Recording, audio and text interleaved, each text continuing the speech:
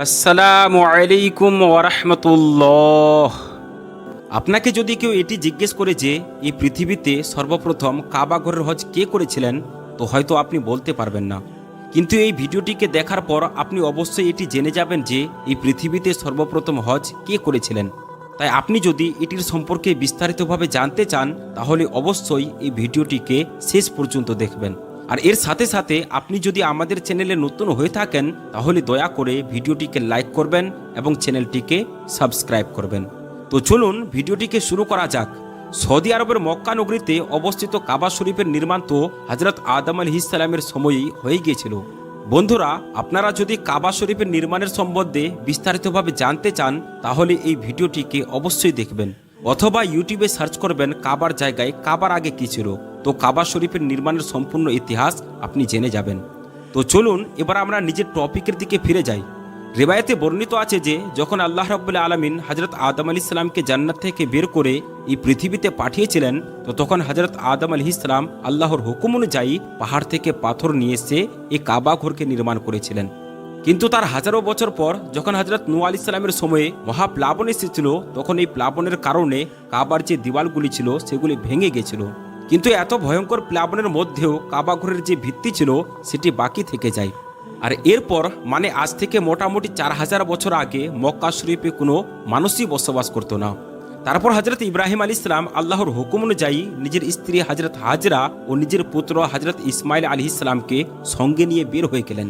আর যেতে যেতে সেখানে পৌঁছালেন যেখানে আজ মক্কা অবস্থিত আছে। এখানে না কোনো বিল্ডিং ছিল, আর না তো কোনো পানির ব্যবস্থা ছিল, আর না তো এখানে কেউ বসবাস করত। আর গাছের নামে শুধুমাত্র বাবলার ঝোপ ছিল।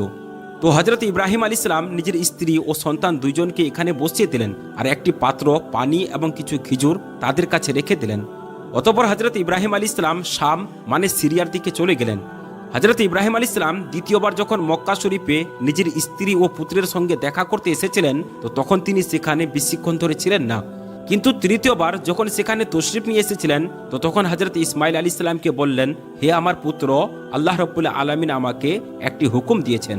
তো হযরত ইসমাইল আলাইহিস সালাম বললেন, আপনি সেটিকে পূর্ণ করুন।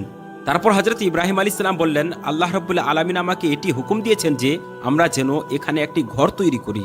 এরপর শুরু হয়ে গেল ঘর নির্মাণের কাজ। হযরত ইসমাইল আলাইহিস সালাম পাথর উঠিয়ে নিয়ে আসতেন, আর হযরত ইব্রাহিম আলাইহিস সালাম সেই ঘরের কাজ করতেন। এরপর যখন সেই ঘরের দেওয়ালগুলি একটু উঁচু হয়ে গেল, তখন হযরত ইসমাইল আলাইহিস সালাম একটি পাথর নিয়ে আসলেন, যাতে করে হযরত ইব্রাহিম আলাইহিস সালাম তার উপর দাঁড়িয়ে ঘরটির কাজ করতে পারেন। আর এই পাথরটিকেই মাকামে ইব্রাহিম বলা হয়ে থাকে।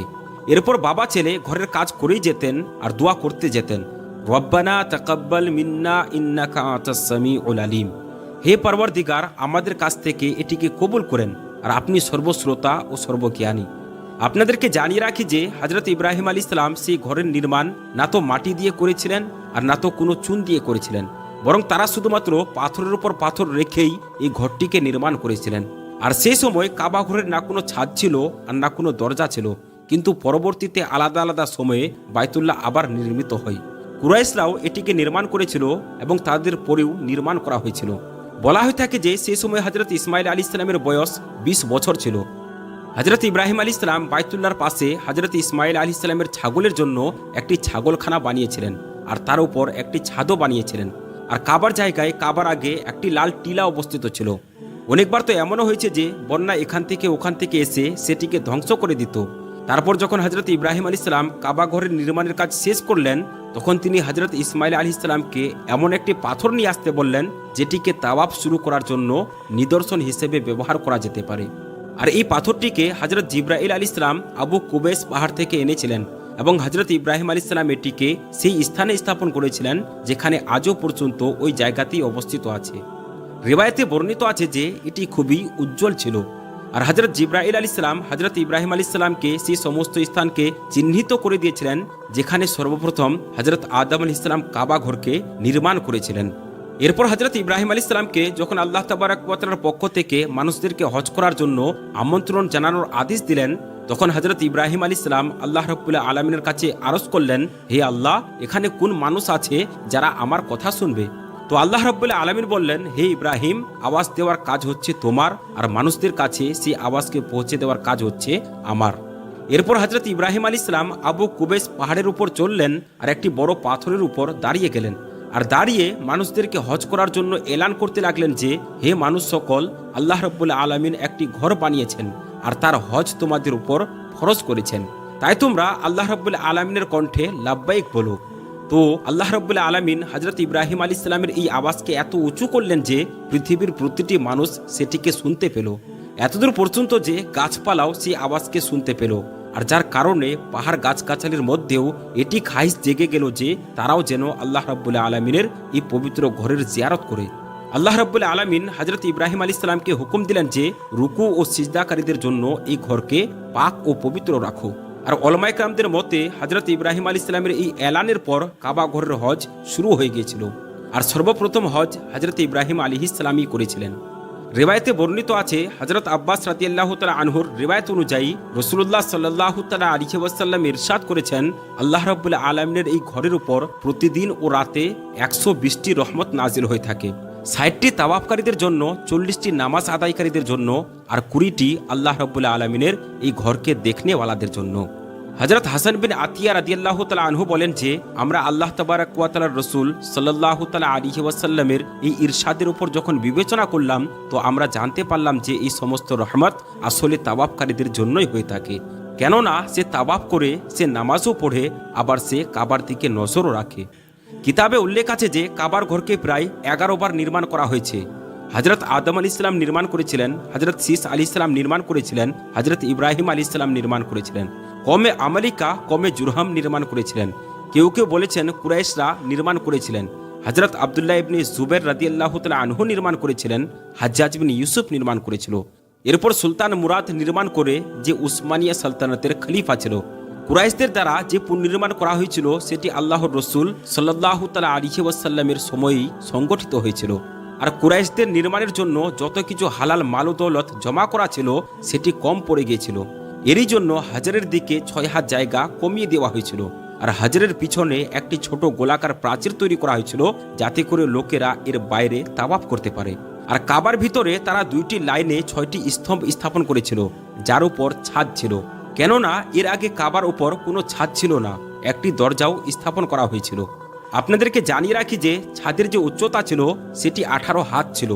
কিতাবে উল্লেখ আছে যে হযরত আবদুল্লাহ ইবনে জুবের রাদিয়াল্লাহু তাআলা আনহুর বাইতুল্লাহ নির্মাণের সম্বন্ধে তাহিরুল কাদরি লিখেছেন যে তিনি 3 দিন পর্যন্ত ইস্তেখারা করার পর কাবা ঘরকে সম্পূর্ণভাবে মাটির সমতল করে দিয়েছিলেন এবং হযরত ইব্রাহিম আলাইহিস সালামের ভিত্তিকেও খনন করেছিলেন যে সেটি 6 হাত এবং 1 মুঠ হজরে ইসমাইলে দাখিল আছে। সুতরাং তিনি সেই ভিত্তিগুলির উপরই কাবা ঘরকে নির্মাণ করেছিলেন।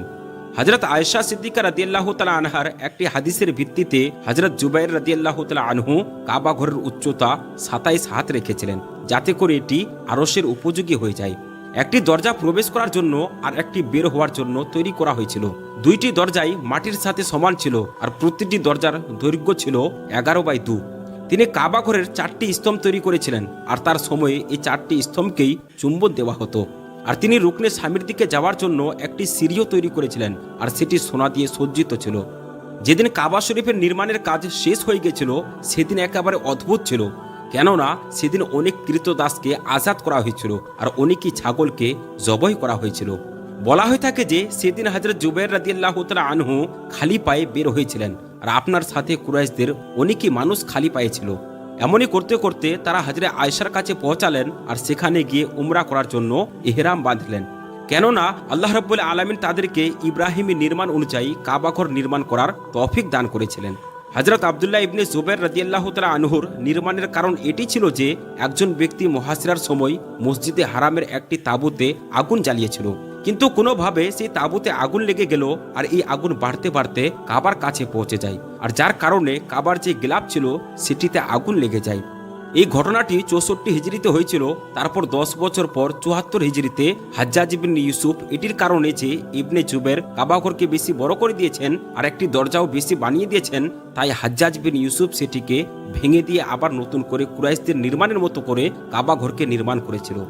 কিতাবে উল্লেখ আছে যে কাবাঘরের প্রতিটি জিনিস হযরত আবদুল্লাহ ইবনে জুবাইর রাদিয়াল্লাহু তাআলা আনহুর তৈরি করা আছে। শুধুমাত্র সেই দেওয়ালটি নয় যেটিকে হাজ্জাজ বিন ইউসুফ নির্মাণ করেছিল। এমনইভাবে পূর্ব দিকে যে দরজার চৌখটটি আছে এবং ভিতর দিকে যে সিঁড়িটি আছে যেটি কাবার ছাদের দিকে যায় সেটিকেও হযরত আব্দুল্লাহ ইবনে জুবাইর রাদিয়াল্লাহু তাআলা আনহু তৈরি করেছিলেন। এরপর উসমান সুলতান রাবের শাসনমলে 19 সাবান 1119 হিজরিতে সকাল 8টার সময় মক্কা ও তার আশেপাশের অঞ্চলগুলিতে প্রবল বৃষ্টি হয়। আর বৃষ্টি এত বেশি হয় যে মক্কা নগরীতে বন্যা এসে যায়, আর এই বন্যা হারাম শরীফেও প্রবেশ করে যায়, আর কাবা ঘরের যে দরজা ছিল তার থেকেও বেশি পানি হয়ে যায়। দ্বিতীয় দিন জুম্মার দিনে আসরের সময় কাবা ঘরের সামি দেওয়াল দুই দিক থেকে ভেঙে পড়ে যায়, আর এর সাথে সাথে পূর্ব ও পশ্চিম দিকে যে দেওয়ালগুলো ছিল সেটি থেকেও কিছু কিছু অংশ ভেঙে পড়ে যায়, আর ছাদের কিছু অংশ ভেঙে গেছিল। এরই জন্য সুলতান মুরাদ এটি আবার নতুন করে নির্মাণ করার আদেশ দিলেন, আর এটিকে 1 বছরের মধ্যে নির্মাণও করে নিয়েছিলেন। এমনইভাবে যেমনভাবে হাজ্জাজ ইবনে ইউসুফ কাবা ঘরকে নির্মাণ করেছিল, আর সেই নির্মাণ আজ পর্যন্ত বাকি আছে। আল্লাহ রাব্বুল আলামিনের কাছে দোয়া করি সেজন্য আমাদের প্রত্যেক মুসলমানকে কাবা ঘর দেখার এবং তার হজ করার তৌফিক দান করেন। আমিন ইয়া রাব্বাল আলামিন। বন্ধুরা, আমরা আশা করছি যে আজকের এই ভিডিওটি আপনাদেরকে ভালো লেগেছে। যদি ভালো লেগে থাকে তাহলে একটি লাইক করবেন এবং চ্যানেলে যদি আপনি নতুন হয়ে থাকেন তাহলে চ্যানেলটিকে সাবস্ক্রাইব করবেন। আসসালামু আলাইকুম ওয়া রাহমাতুল্লাহি ওয়া বারাকাতুহু।